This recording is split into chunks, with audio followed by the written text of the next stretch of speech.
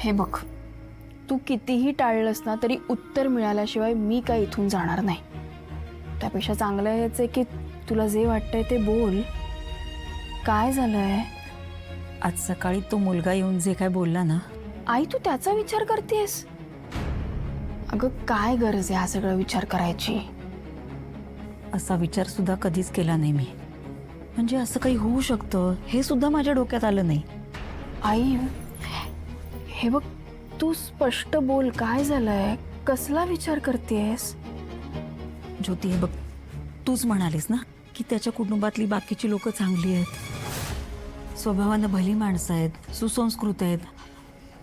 मग मी विचार केला. एक मिनिट थांब आई, एक शब्दही बोलू नकोस. तुला कळतंय तू काय बोलतेस? अगं तू आज बघितलं ना तो कसं बोलत होता, कसा वागत होता तो. अगं तू एक नंबरचा बेवडा आहे. पण त्याचं जाऊ दे, मी त्याच्याबद्दल बोलतच नाहीये. बाकीची लोक चांगली आहेत की नाही? हे बघ, एकाच कुटुंबातली माणसं एकसारखी असतात का? हाताची पाची बोटं तर कुठे सारखी असतात? आई अगं तू असा कसा विचार करू शकतेस? आणि ते या माणसांच्या बाबतीत. अगं लग्न काही खेळ आहे का? आणि प्रीती ताईला स्थळ आलं म्हणून तू कुठल्याही मुलाशी तिचं लग्न लावून देशील का?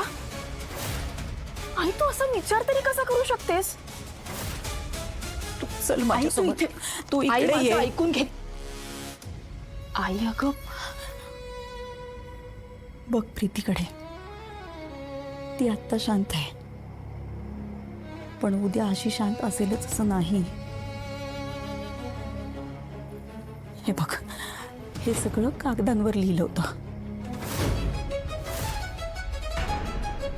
आणि ते कागद भिंतींवर चिकटवले होते, खाली जमिनीवर पसरवले होते, सगळीकडे. हे सगळं आता ठीक वाटतंय अगं, पण प्रीती किती दिवस असं जगणार आहे? हे बघ, तुला वाटतंय ना आपल्या प्रीतीने आयुष्यात पुढे जावं? मग आपणच तिला बाहेर काढू शकतो. किती दिवस असं भूतकाळात राहणार आहे ती? तिच्यासाठी चांगलं नाही आहे अगं हे. मला तिची अवस्था बघवत नाही आहे. आपण तिची मदत करायला हवी. आणि हे बघ ना, स्वतःहून एवढं चांगलं स्थळ आलंय की नाही, मग विचार करायला काय हरकत आहे? प्रीतीने बाहेर यायला हवं या सगळ्यातून.